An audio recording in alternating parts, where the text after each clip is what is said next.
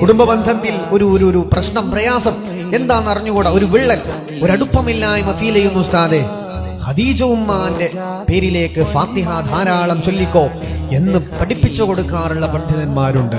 വലിയ വലിയ മഹത്തുക്കളായ ആലിമീങ്ങളൊക്കെയും ബീവി റളിയല്ലാഹു തആല അൻഹയ്ക്ക് വേണ്ടി ഫാത്തിഹ ദിവസേന ഓതാറുണ്ടായിരുന്നു. ഖദീജ ഉമ്മാനെ സംബന്ധിച്ച് നല്ലത് പറയുന്നതും ബീവിക്ക് വേണ്ടി ഫാത്തിഹ ചൊല്ലുന്നതും ബീവിനെ അനുസ്മരിക്കുന്നതും ഹബീബായ തങ്ങളുടെ പൊരുത്തം കിട്ടാൻ കാരണമാണ് എന്നുവരെ പറഞ്ഞ പണ്ഡിതന്മാരുണ്ട്.